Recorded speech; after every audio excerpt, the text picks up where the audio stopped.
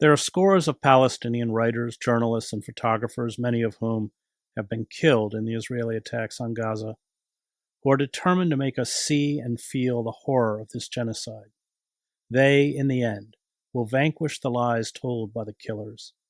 Writing and photographing in wartime are acts of resistance, acts of faith. They affirm the belief that one day, a day the writers, journalists, and photographers may never see, the words and images will evoke empathy, understanding, outrage, and provide wisdom. They chronicle not only the facts, although facts are important, but the texture, sacredness, and grief of lives and communities lost. They tell the world what war is like, how those caught in its maw of death endure, how there are those who sacrifice for others and those who do not, what fear and hunger are like, what death is like. They transmit the cries of children, the wails of grief of the mothers, the daily struggle in the face of savage, industrial violence, the triumph of their humanity through filth, sickness, humiliation, and fear. This is why writers and photographers and journalists are targeted by aggressors in war, including the Israelis, for obliteration. They stand as witnesses to evil, an evil the aggressors want buried and forgotten. The Palestinian novelist Atef Abu Saif, along with his 15-year-old son Yasser, who live in the occupied West Bank, were visiting family in Gaza, where Atef was born, when Israel began its scorched earth campaign. Atef is no stranger to the violence of the Israeli occupiers. He did what writers do, including the professor and poet Refaat Alareer, who was killed along with Refaat's brother, sister, and her 4 children in an airstrike on his sister's apartment building in Gaza on December 7th. Atef described for 85 days the horror around him, producing a haunting and powerful work, Don't Look Left, a diary of genocide. Joining me from his home in Ramallah in occupied Palestine to speak about the genocide in Gaza and his book is Atef Abu Saif. So Atef, let's go back before October 7th. This isn't the first time you have had intimate exposure to Israeli violence. And of course, as a boy, you yourself were shot. So let's begin with that incident and then talk about the previous Israeli assaults on Gaza that you have lived through and written about. Thank you, Chris, for this powerful introduction, which you just presented about the situation in Palestine and the role of authors, journalists, artists, photographers, and they're being victims of the Israeli assault, which is going on. Let's remember, since 67 years, this war never stopped in the Palestinian people. When my grandmother and my grandfather were uprooted from their town of Jaffa, and they were sent to the sands of Gaza to live in a refugee camp, then they died there, unfortunately. So this war never stopped, and the war against Palestinian authors, intellectuals, artists, painters, and I would say against Palestinian culture never stopped. And we can mention scores of Palestinian authors, starting from Gaston Kanafani, was assassinated in 1967, Majd Abu Sharar, of course, etc. It's a long list. But thank you for very much for reminding us of this fact that what the Palestinians who, of course, like international journalists who try to provide the truth from Palestine, they were always as well targeted, like the American Mary Curie, if you remember her. This lady was killed in Rafah 15 years ago, etc. So whoever wants to transmit or to tell about what's actually happening in the occupied territories is subject to violence and to evil, and probably would be killed. For me, as you said, I was born in a refugee camp in Jabal refugee camp in 1973. And I think when I was 2 months old, the war of 1973 started. So I would say, like most of the Palestinians, I was born during war, and I might die during war, actually. And this is how my shortlisted novel for the Arab Booker Prize, Suspended Life, starts. So it says Naim, which is the main character of the novel, was born during war and he dies during war. And this is our life as Palestinian. What we live is time out for survival. We don't survive. the normal discourse is to be killed and for your house to be destroyed, like my house in this war. So what we live is like a timeout. It's a rest. So it's not the normal thing to live. So it's not normal to live. So I was born in during the war. Then of course, Chris, I remember the first time I was arrested. Actually, I would say 9 years old. I was in the elementary school when the Israeli army. This was 1982, I think. Yeah, it was the Beirut War at that time, and they attacked our school. We were in the elementary school, and of course, yeah, I was 9 years old. I remember my mom was telling the captain when she came to the Israeli occupation force basement. She said he doesn't understand politics. You know, because she wanted me to. Anyway, I spent like one day. Then they released us. We were like 10 students, 10 pupils at that time. Then of course, when the first Intifada came, yeah, I was like most of my age, the young boys and women in my girls in my time, we were throwing stones on the soldiers, and I was shot 3 times. One of them actually they dig the grave for me, and I was supposed to be buried in the grave. And then suddenly I remember it was a British surgeon. She was in this what we call it, this hospital where the Israeli massacred 500 people. We call it the British hospital, the Baptist hospital in Gaza. And yeah, then she said he's alive, and I was. Yeah, I went under surgery for like 12 hours, etc. Then I survived, Some, I would say I'm the son of death, just like him of death. And yeah, so I know how does it feel, that what you live is something that you were not granted. You took from the mouth of death, and always I remember that when I was trying to protect my kid Yasser, who happened to be with me during my visit to Gaza when the war broke out, and every time I have to think of that he should not be killed because I would be responsible for this because I'm his dad, and of course, and you feel helpless. And many times I just was sitting like this in the tent, and I think if a rocket came from Israeli helicopter or drone or whatever, and we're killed, it's not my fault. I was trying to convince myself that we human don't control our fate, and unfortunately, it's not even destiny that controls our fate. It's in our case, it's the Israeli army which controls the fate of the Palestinians in Gaza because it is this side which PCs them, this side which destroys them, and of course, killing and assassination and destruction never stopped in Gaza, and I can tell hundreds of stories which I witnessed myself during my 50 years of my age, where family my grandfather from my mother's side was killed in 1967 war. I didn't tell you this even when we met. And he was injured during the Nakba. Can you believe it? He was in Jaffa at that time. He was like, I think, 16 years old and half. And he was injured when at that time they called it the Zionist gangs before the establishment. They attacked our neighborhood in Jaffa, and he was injured at this time. And actually, it was in the newspaper. I have the copy of the newspaper in Jaffa. And he was injured in his leg. Then this was in 1948. It was early April 1948. Then he was killed in 1967 when the Israeli army occupied Gaza after the 6 days war. So many stories to be told about this, and always one has to remind himself that life is precious and you have to live it and you have to struggle with it. And even in moments, I remember when I was in Israeli jail, I was in the first Intifada for like I would say a couple of 5 months or 4 months. How old were you, Atef? Yeah, at that time I was 18 years old, I would say. I was just finishing high school. You say it in America, A1 level.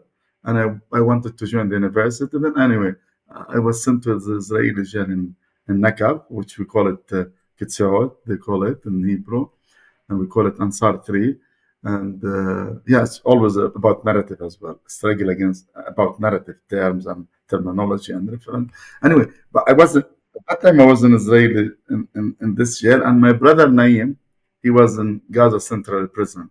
And I remember my mother at that time, she was like a girl of 42 years old, and she was visiting us on that day. At 9 o'clock in the morning, she came to visit me. I was not transformed to Nakab jail. I was still in the Gaza uh, harassment basement, which is near the beach. It was raining. It was January. Then she was 42 years old and she was sick at that time. Anyway, she died later on. And she has to run to visit my brother in the afternoon in the other jail. And so it's a tale of, life is a tale of pain, but but what other choices she had? This is always I remind myself. Her two sons are in jail, and she has no other choice only to visit them and to kiss them even from far, to see them and to give them power. And actually, she was stronger than us.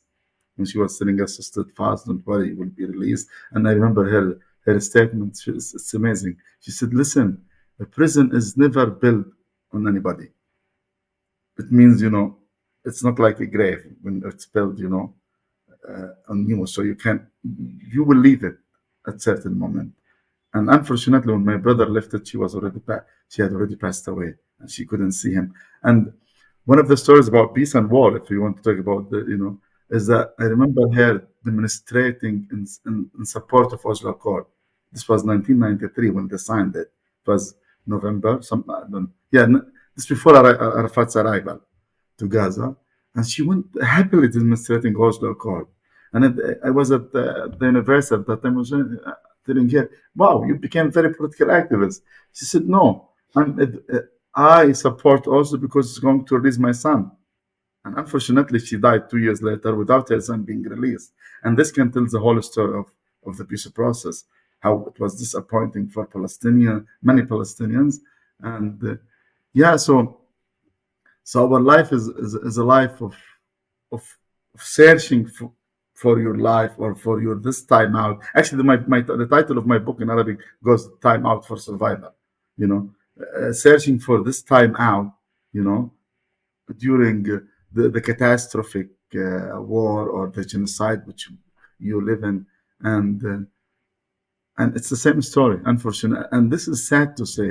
I'm gonna tell my grandchild, if I happen to have one, the same story that my grandmother told me about her being forced to leave Jaffa and how she left her villa, which still exists until now in Jaffa, and is inhabited by uh, Polish, Jewish Polish from Poland. And I saw it a couple of times, of course. And even I had uh, this structure, the you know, which the engineer made. I put it at the cover of one of my novels. And anyway, she had to leave her villa and to walk all the way south to Gaza on the sand, and to live in a tent where you used to live in a villa and the beach, etc. And she was rich. She died very poor. So I have to tell the same story that she told me to my grandchild in the future. And but like, again, what other options you have? Just you have to live this life, to struggle to live, and to do all what you can to survive, because life is worth doing. It's it's not an adventure, or it's not a journey.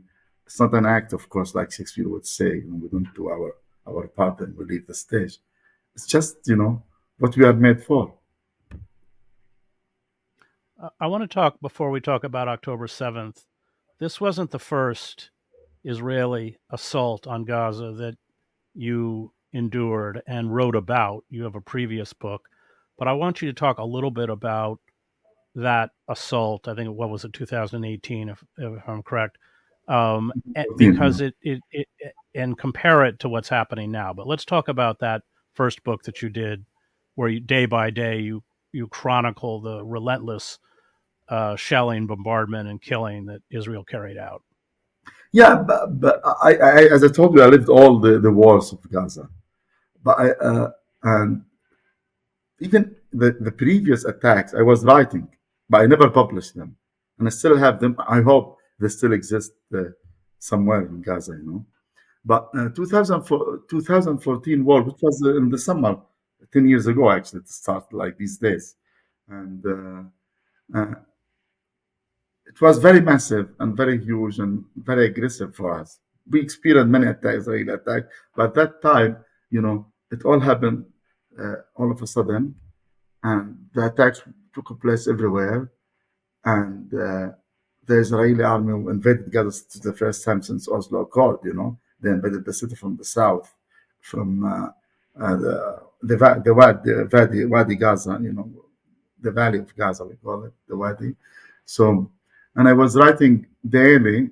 What happened because I felt I'm gonna die at that point, like at this time, but this time it was more. Yeah. Now we can talk about comparing the two wars, but sometimes it's ridiculous to compare wars because the aim of war is to kill you. So it's sometimes death is closer to you than other occasions, but it's always seeking to catch you.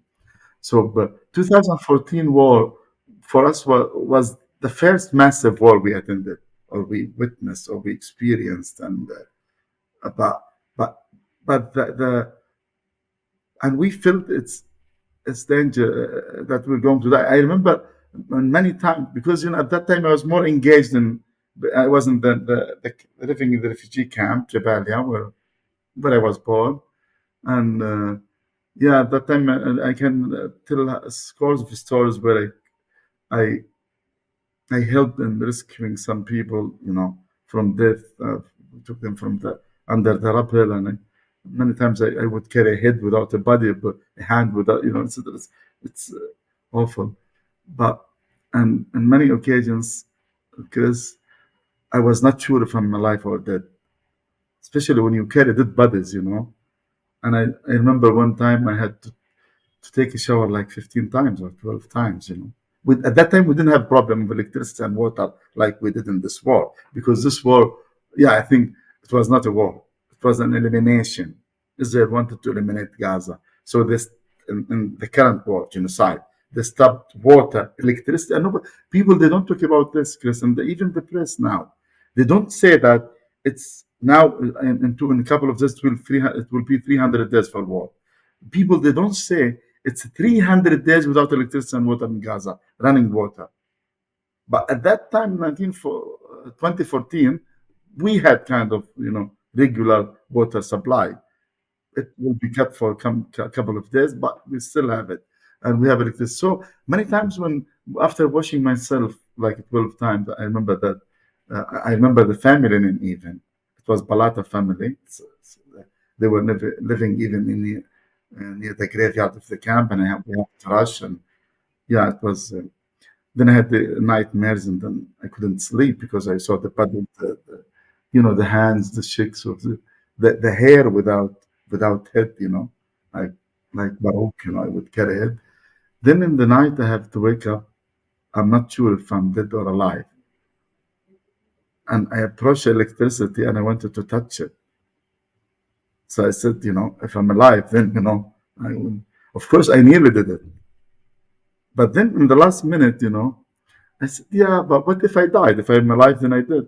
I became dead, after touching. So what is the point? So no, in both cases, I'm dead. So I said, no, I'm not going to. So, so but at that time, it's. I think I don't like to say this. Was it a rehearsal, for the coming war? It was like an exercise. And but so when the current war started, I remember I was in the press house. Bilal Jadallah, whom the Israeli army assassinated later on, he was the head of the press club in Gaza, or we call it the press house, and to whom I dedicated the book actually. And we were saying, trying to compare the current war with 2014 war, because 2014 war is all what we have in our memory about a massive war.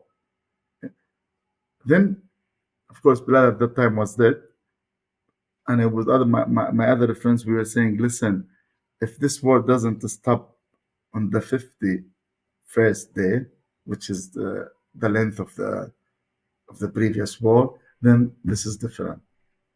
And of course, what we were doing, we were just indulging, or we were trying to calm ourselves that this war is not going to last for 51 days. Like when we were in the tents, my great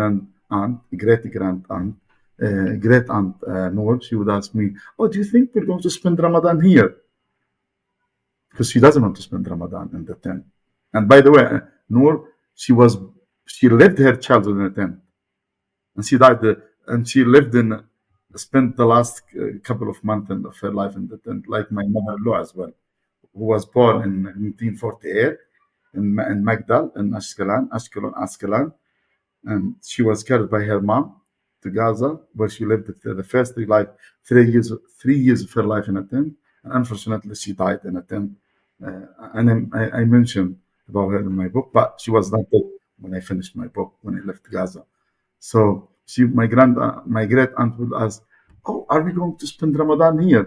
Then after Ramadan, over the phone, she will tell me, "Atef, are we going to spend the Eid?" Which is the first. And every time, now people in Gaza, my sister Aisha will ask, she was asking me yesterday, "Do you think we're going to remember the first anniversary of the war here, which means October 7th, will come while we are in tents and Khan Yunis and Deir al-Balah now and Karara?" Yeah, sorry. Yeah, it's lots of it. Yeah. I'm sorry for being long. No, you go as long as you want. I want to talk about Refaat before we talk about your book.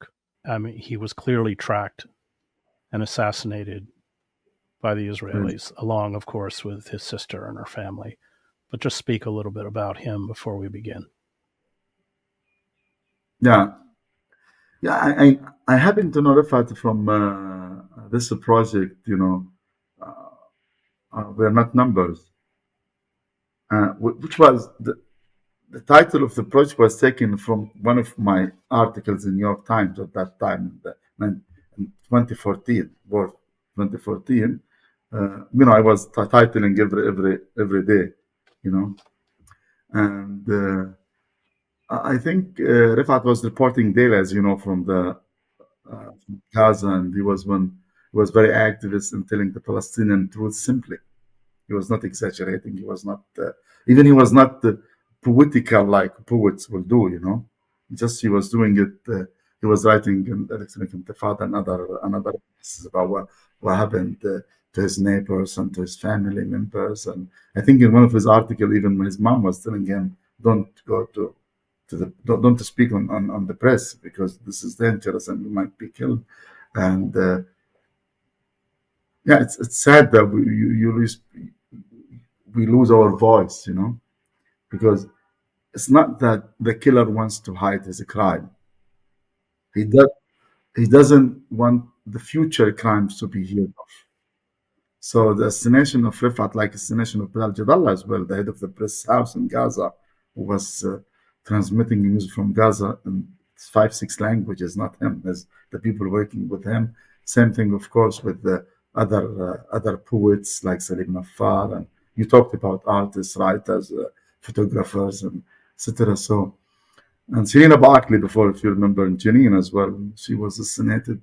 So the fight against the truth, or terrorizing the truth itself. So it hides by itself. So nobody dares to touch it. Nobody dares to speak about it. And nobody, because the word is stronger than the bullet, believe me. And many people, they don't remember the names of the fighters, but they remember the names of the poets, the journalists, the filmmakers who spoke about them, transmitted the truth about their life, their pain, their sorrow, their suffering. So Rifat was, yeah, I think he believed in what he did. And, as he said in his poem, "If I must die," So, but the truth would be like the kite, which he referred to, flying in the sky and with long white tail. So a kid from Gaza can see it from any other place on the Gaza beach. And so this is hope, because the truth never dies, Chris. Even if they kill the transmitter, The truth never dies. It will find another transmitter, another brave, courageous person to transmit it and to carry it and and to tell it, And we Palestinians, I have to say, we're very grateful to our artists and poets mainly, who transmitted our pain in the last 100 years.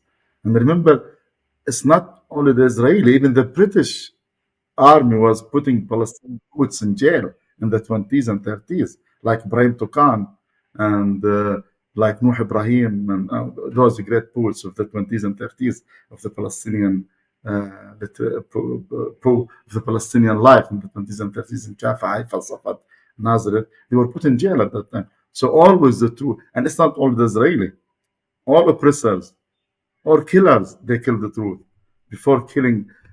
I always say, okay, nobody can understand why you kill your fellow man, your fellow human being. But this war. But why do you destroy Kassel, for example, in Gaza? Not the Pasha Palace. Even when Napoleon Bonaparte entered Gaza, he used it as his office. Of the Turkish, they were using it as a military office. The British as well. So nobody knows why you destroy it. It doesn't harm you. It doesn't, and you occupied it already. You were there. The tanks were there, and they didn't even shell it from very far. By the way, the tanks stood in front of the historic wall of the castle. It's a castle, as we call it, Basha Palace. We call it, and it's a museum, by the way, where you have Phoenician jars and crusades, swords, and it's from all different ages, Islamic Umayyad, Abbasid, monuments. So nobody understands why a tank stands in front of a historic palace where no resistance, no army, nothing. Then you destroy it. Hey, even if you're insane, you sit there and you enjoy your coffee as a winner. He's not a winner, but let's assume you won the war. You sit there and you enjoy the scenery. It's on the hill in the middle of Gaza City, and you can see Shijaiya on your left hand, etc. So, and no one can understand why you destroy the soldiers. Go inside one of the artist studios. It's in the video, and they enjoy destroying the painting. For God's sake, you enjoy it, you steal it, you take it, you hide it. You don't enjoy just making colors of the painting bleed, and you enjoy the bleeding colors of the painting. Yeah, so it's something, and again, this is not new. This always happened to us, since 6-7 years when the painting in my grandfather's house in Java was destroyed, when the printing of the Palestinian newspapers were destroyed as well, and then we're repeating the same story, we're repeating the same pain, and I hope this is not going to happen in the future. I hope this war will put an end to all this pain and long journey of displacement and sorrow, and yeah. I mean, in settler colonial projects, they must destroy the culture, identity, history of those they occupy. That's the way they affirm their own supremacy, or they impose their own supremacy by destroying the Palestinians who are indigenous to Palestine. Yeah. Theoretically, you can understand this, but you're not doing this with joy, They're doing it with joy and pleasure, and why do you kill a poet? Why do you kill Refaat Alareer? He's a person who always wanted to seek to live in peace, who always wanted to write about love, but he didn't find love to write about it. He couldn't write a poem about the toy that he wanted to give as a gift to his daughter, because you took this gift in the checkpoint in Rafah when the Israeli were there. So he couldn't, write about stable and normal life. So why do you could destroy a museum And I know that the struggle on narrative. It's not physically you're superior, even at the narrative wise you're superior, and you want your narrative and your tales to you know to overwhelm the region. But even thieves, of course, thieves take whatever what is not theirs. But even thieves, they take the nice things from the houses they attack. And even colonials in history, they sometimes have little bit of respect to the indigenous culture, like stealing their culture, taking it. But for God's sake, Salim Nafar is one of our greatest poets now, living poet. Now, and I saw him, like I would say, in the first month of the war, and his poems are taught and for our kids in the schools. He's a very good poet. Him and his wife and his kids until now under the rubble for more than 150 days. And just you imagine our loss. He was a great poet, and he was at that time 60, and we celebrate his birthday together actually. He was in Ramallah, he was participating in the fair in Ramallah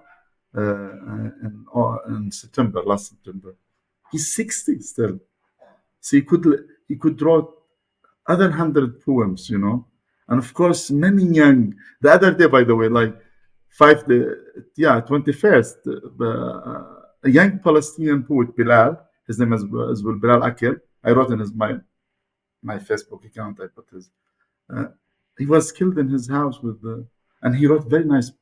He writes in Arabic. Or he used to write in Arabic. He's dead now, but just if you read his text, how he was afraid of death, how he was trying to calm down his sister. He's 26 years old. He was how, and then his house in the central, I think it is in Nusayrat refugee camp. Then he was killed there. So it's again, it's not. This war is targeting a human, the place, the memory of the place, the history of the place, and it targets the trees. If you plant it and all of it, not long on of it, guava or mango or whatever tree in your garden, it takes you 30 years to see it full-fledged tree. And suddenly someone comes and take it out. I remember my sister Harim was telling me the other day on the phone when she realized that her house was destroyed in Betlaya. She, yeah, she's now like 46 years old. She said, I don't have time in my life to build a new house. Because she started with her husband to build the house when they get married when she was in the 20s of their age. And they spent 25 years building the house. She said, I don't have time now to build a new house. So there is no time to plant your new tree in the garden even. So it's like, this war is targeting everything in Gaza. It's targeting Gaza, and it's not targeting a political party. It's not targeting a militia. It's not targeting a specific party or person or character or whatever. And it doesn't have any aim other than, just eliminating Gaza and making life in Gaza impossible, not for today or for tomorrow or for the next day or the day after, for scores of years to come. So people have to leave Gaza voluntarily after that. I want to read a little bit from your book. It's an amazing work and captures the texture, horror of the genocide. When it begins, you lose a friend, a young poet, musician. Um, you wonder about the Israeli soldiers watching you and your family, quote, their infrared lenses and satellite photography. You ask, can they count the loaves of bread in my basket, the number of falafel balls on my plates? Uh, you watch a crowd of dazed and confused families, their homes in rubble, carrying mattresses, bags of clothes, food and drink, the supermarket, the Bureau of Change, falafel shop, fruit stalls, perfume parlor, sweet shop, toy shop all burned. You write blood was everywhere, along with bits of kids' toys, cans from the supermarket, smashed fruit, broken bicycles, shattered perfume bottles. The place looked like a charcoal drawing of a town scorched by a dragon. This, of course, has been a level of destruction, despite the many assaults on Gaza, that is just apocalyptic.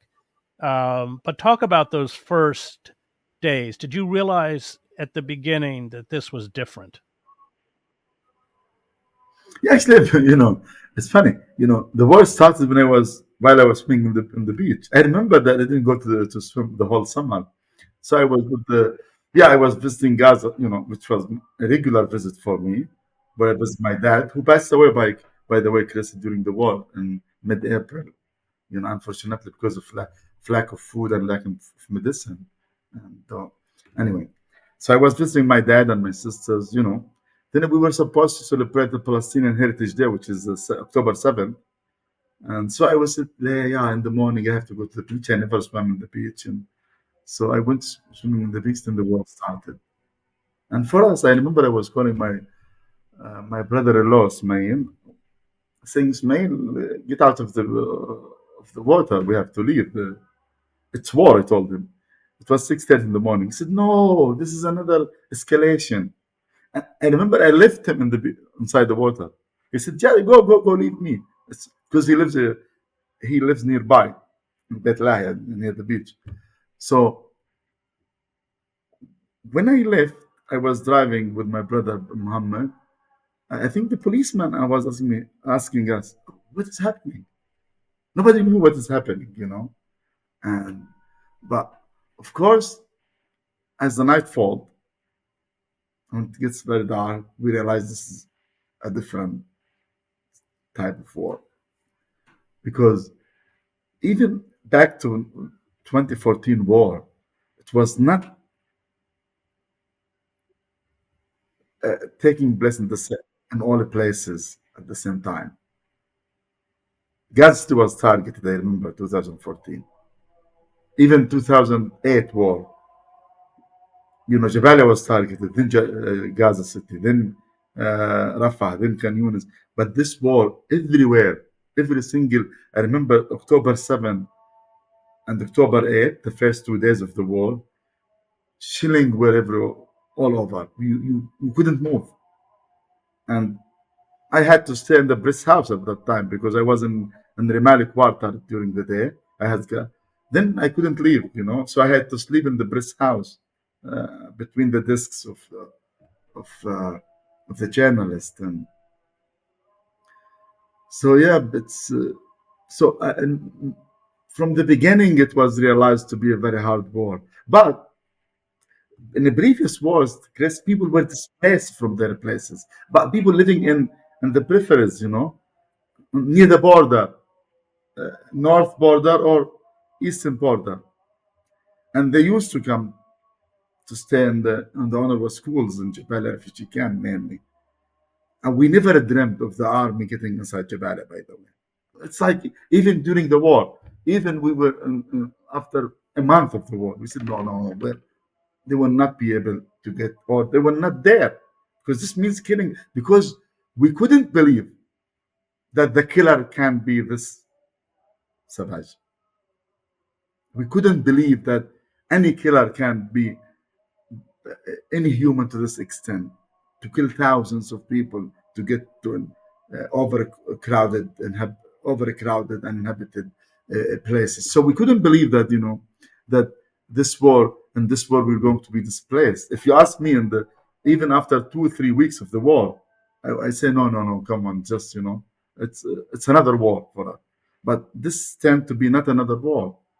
And for this, Palestinians usually compare this war to the Nakba war, where people were forced to leave. And even the same slogans, same sentences, phrases I used to say, which very similar to what my grandmother was saying in the Nakba. My grandfather was saying, oh, it's just a couple of days when we come back. We were there. And this is what I was telling my kid without thinking. This was natural, that we were coming back in a couple of days.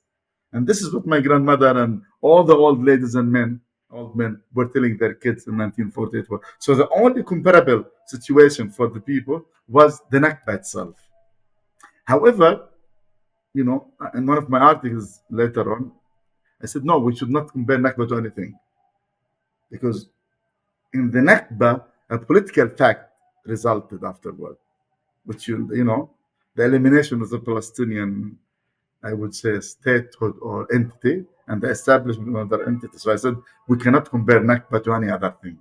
But this is the only thing that comes to the people's mind, Nakba. Even 1960 war doesn't come to their mind. However, in 1960 war, if you remember, half of the people of West Bank were displaced to Jordan. And many of the Gazans, including my grandfather Ibrahim, with my uncles, they were forced to leave Jabalia to Jordan. And just my father and my grandmother Aisha remained in Jabalia. And I think, as I always think, I was lucky for this. I didn't live in diaspora, or, refugees outside Palestine. So the only comparable event in the minds of the Palestinians to this is the Nakba itself. And Nakba, for the Palestinians, is, you translate it into English like catastrophe, which is like, I would say, a soft word for it, for Nakba. The Nakba is something, a catastrophe that comes very heavy, from above. So it's like, it's something that you cannot afford, and that doesn't leave anything for you. So it's very hard and harsh word, and so it's for this the Palestinian didn't call 1967 another Nakba. So they just changed one sound, Nakba Naksa. They changed the P sound with S sound. So it becomes, which means like, like being defeated anyway. But it's not. So yeah, no, from very early, I told you in the first 2-3 weeks, nobody expected that we're going to be displaced. I didn't, I cried when I crossed the checkpoint between South and North. And I was looking to the south, thousands of persons, women, men, kids, children, pregnant women, crossing. And I was with my kid carrying the wheelchair of my grandmother, of my mother-in-law, who passed away later on. And we were carrying her while she was hanging her wheelchair, sitting firmly, trying not to fall. And we were crossing this border. Then all the images which I heard of in the camp. I grew up in a refugee camp in the 70s and early 80s, so in the 80s. So I hear hundreds of stories of people telling about their exodus from their villages and towns in southern Jaffa, and all the villages and towns south of Jaffa. So all these stories were presented like you're watching a cinema movies, but you're watching 100 cinema movies at the same time. But they all reflect the same scene. They all show the same scene with different characters' faces. And now, at that moment, I realized I'm one of those characters. I became another scene and another movie in this big screen show. And as you're walking, I Yeah. remember from the book, you're with your young son who's 15, and there are bodies everywhere, and you tell him not to look. Yeah, of course. Yeah, it's just, and you see because if you do any movement, if you do any gestures, any sign, you will be killed. I remember, actually, I was arguing with my publisher when we nearly named the book the soldier, no, a coffee on the top of the tank, because the soldier was sitting on the top of the tank. I don't know how you can enjoy having your coffee while desperate people, all men and women, creeping, on the bodies of the dead persons, while the other soldier, she was a girl actually, having her, M16 like this and ready to shoot in any minute, so we nearly named the book Coffee on the, but then we were saying, yeah, we're not naming. Remember my first book was the drone eats with me.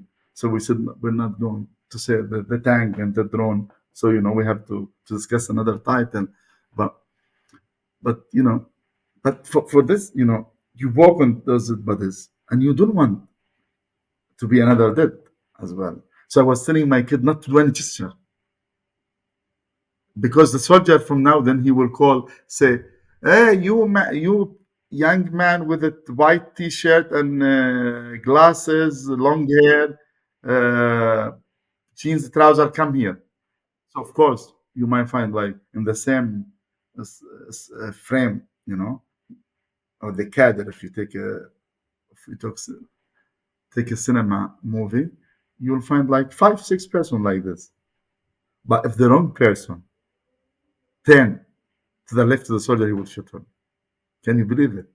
So the main person himself here, he should realize that he is the wanted one. He is the chosen one to be arrested. So the best way not to move, not to look, just to keep looking straight until you pass. Just you have to imagine this feeling when you realize that now in the Olympic time, they're playing in Paris now. So if you cross the line, of the race, this feeling, that you made it, that you survived, you crossed the line, and but it's of course. But then I remember I have some photos of this with my mother-in-law when we were sitting after we crossed the checkpoint, and we realized we became displaced refugees. A refugee like me, who I was born in Japan refugee camp, became a refugee again. My mother-in-law became a refugee as well. So the moment we crossed the point, the moment we realized that we're beyond the sun, beyond the light, and we're in darkness, and of course it's funny, from the first day we started to regret that we did it, that we should not cross the line. We should not cross. Actually, there is a bridge there. We call it the Saladin Bridge. After it's named after this the longest street in Gaza. So we were regretting that we crossed the bridge. Is there a way to go back? And I remember when I told my No, I just remember from your book you write about your house in Jabalia and how you may change a little bit of the street here and there, but and you write about why you always came back to Gaza. You have a PhD from a European university. You could have easily spent the rest of your life living outside of Palestine, but you didn't. And you write about that house, which of course has now been destroyed. Yeah, actually, I always had the chance to live abroad, actually, but I never wanted. It's not. I love New York, of course. I would say New York is one of my favorite cities. I've been there, and after 11 September directly, I was as a journalist, etc. And I love Rome, for example. I studied in Italy, and I love many places. But I love Palestine as well. And if I was telling myself, if everyone like me is going to leave Gaza, who will remain there? So I'm against this brain drain, And I don't like to be this intellectual, like many of the Arabs and third world authors, Chris. They sit in London, having their precious life, or in Paris, or in LA, enjoying American life. Then they talk about the poor people back home. If I have to, I might go to Italy, as I told you, to teach. I don't mind. But temporarily, I have to. I never wanted to stay abroad all my life. Why? Chris, believe me, Gaza is very beautiful. It's a very beautiful coastal city. And it's now when we people from Gaza meet, we remember even the taste of coffee in Gaza. We would say, no, all the coffee we have. I remember this in Cairo, we had this talk. No. For God's sake, no coffee brand in Cairo is similar to the worst coffee brand in Gaza, for example. And this is true. I'm convinced of this. Of course, you might be convinced otherwise. Everybody likes his mom to cook, no? Dishes. Everybody of us believes that his mother's dishes are the best on earth. But she might not be, actually. But this is, but for this, I like Gaza. It's where I belong. It's where I can, and where I have responsibilities towards the people. Because there, I, I was taught how to tell stories by my neighbors, by my grandmother Aisha. And always I felt a duty, an obligation to retell their stories, to re-narrate their pain and their suffering, to transmit their grief and their hopes, by the way, and their sense of humor as well. So, so when my house was destroyed, then I was, yeah, you know, I would cry. I cried like, this is normal. We're human at the end. You cannot stand fast forever. So I was crying, and I felt sorry for my characters, the characters from my novels. I said if they came out of my books, if they jumped from the novels, they wouldn't know the place. Still, where they lived, those alleys, which now is damaged, unfortunately. Those alleys and those little paths, between the houses, where they lived all their life. But even when I was drawing, sometimes I would draw like the map of the scene, or I would say the stage, or the theater of my novel, and always I depict the same area, which is my neighborhood, which is we call it the Jaffan neighborhood, where all the people living there are originally coming from Jaffa, where they were refugees from Jaffa. So I say, wow, now the streets are no more streets, the houses are no more there, the alleys are damaged. Everything has changed. So if my characters they walk, they wouldn't know the place of the house, and if they find the house where they lived and where they were born, actually, they will not recognize it. I used to sit down near the outdoor of the house, looking to the stairs, wooden stair inside the house, which was to my room, actually. And there I started always to make up my stories. Since I was looking to the sky from the stairs, since I was imagining myself walking up to the sky from this stair. But yeah, but again, Chris, I would tell you that the actual war starts after the war finished. My wife, she lost her only sister. She doesn't have sisters or brothers, and she lost her mother as well. But I would say, and until now, Chris, she cries every night. You know why? Because she wishes until now that somebody can take the bones of her sister and her husband and her kids and bury them, because they're under the rubble since the 7 to 8 days of the war, i.e., since 290 days or more or less, yeah. So all what she wishes for is to have a grave to visit, to mourn there.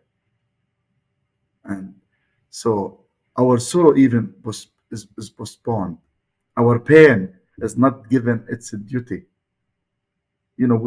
So after the war, people will have more time to mourn, to cry, to give respect to their beloved persons who passed in the war. So the actual war, even at the personal level, will start after the war finishes.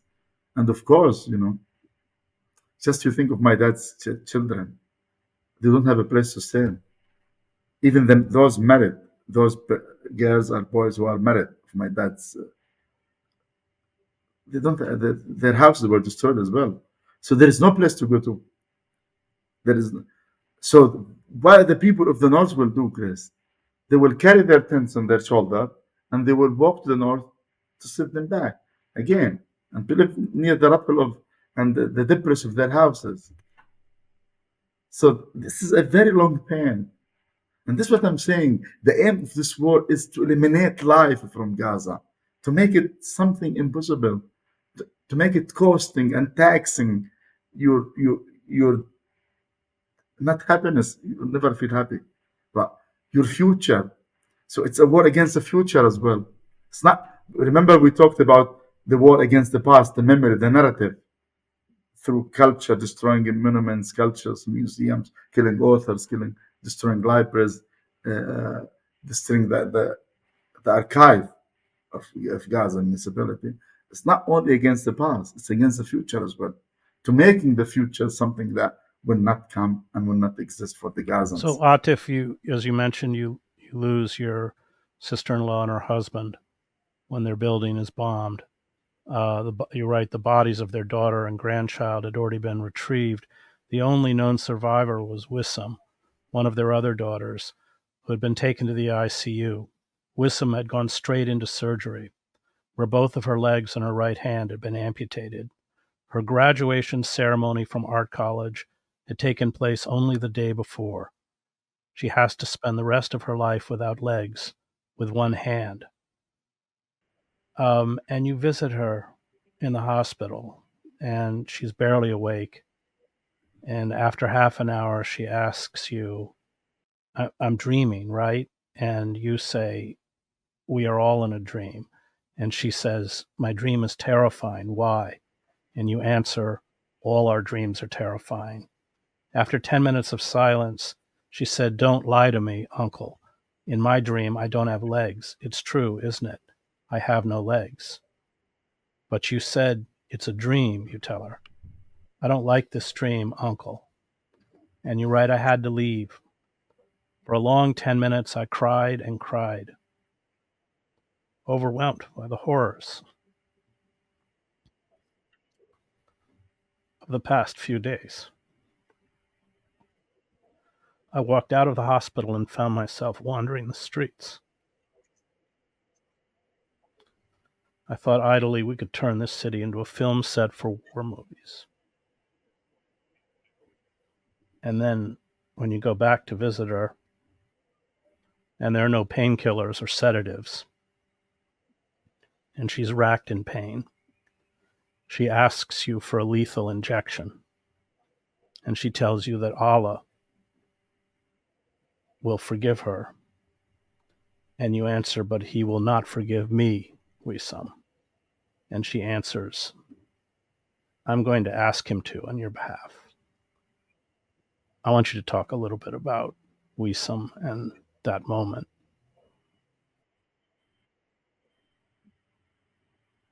Yeah, yeah.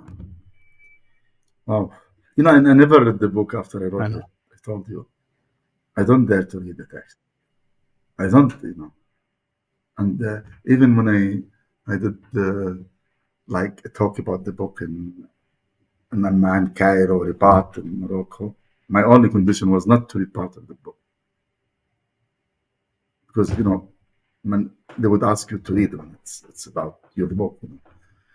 So I tell you, Wissam, I was in Qatar actually, where we managed, we, luckily I communicated some persons and the Qatar government, and they transmitted her to Qatar, and hopefully, and she's undergoing 3 surgeries and operations in August, 15th August, to prepare her to have artificial limbs, legs and hand. I remember, you know, uh, how it goes. When I found my wife, saying, she knew the news. It wasn't the news. Then she says, nobody survived, not even single person. Then I went, wow, Wissam survived. Can you believe? You're talking about to a person who lost all her family because she doesn't have brothers and sisters. So her only sister, and of course with her kids and her wife, and so for Wissam, when she was in the house, the bomb, the explosion took place, and she was thrown to the next house without legs or a hand, and they carried her and they took her to the hospital. Of course, she was unconscious. So for her, the last thing she remembered, she was laying in bed opposite her mother, like they were making like this and talking. So for She doesn't remember anything. But I think it's as later on she told me in Cairo when I visited her in the hospital in Cairo.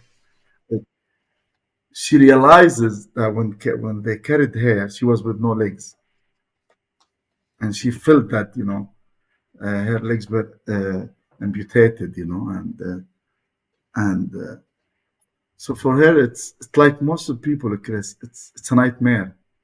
It's a movie. It's something that you don't believe, or you don't want actually to believe. Just you you wish this is dream. Like until now, Chris, every night before I sleep, my wife has to cry and to tell me, "Wow, what if this is a nightmare?" And after 300 days, because in this nightmare, which she wants to wake up of, she lost like she was saying the other day. Atef, when you catch your mobile, you find people to call from your family. But when I catch it, no person. Her sister, only sister, her brother-in-law, her the two kids who are not kids, they are 25 and 28, the sons of her daughter, her sister, and her mother. So it's whole family. So it's only her all six is 76, 76 father who's still alive and is very old man for her. So she says, when you catch your mobile and you find numbers to call, I don't find numbers to call. And so every night she says, what Wissam said to me at that day. What if this is a dream, nightmare, and a horror movie? Even if in this movie I lost my legs, or in this nightmare I lost my legs and my arm, but everybody, Chris, even I didn't. I remember when I know we're running out of time, but when I left my dad in Japan and he refused to come with me to Rafah, so and he said, "Listen, Atif, I lived all my life here, and if Allah wants me to die, I will die here. I'm not going to die anymore." And he died actually there, but he died because he didn't find the bread to eat either. For 10 days, he didn't find the bread to eat. He was eating the animals, seeds, the seeds which you like, you you feed the animal with. Anyway, so but I remember when I looked to his face for the last time before driving, so I was asking Allah just one favor, but He didn't do it for me. I said, just I want to see him again, because I had this sense I might not see him again, and until now, many times I just think, I said, wow, what if this is just another story I'm telling to the nation, to the readers? Like I'm making up all this world as a writer, and you do it as a writer. What if this is just one of my creations, And I wish it is actually. And all our talk now is part of this actually.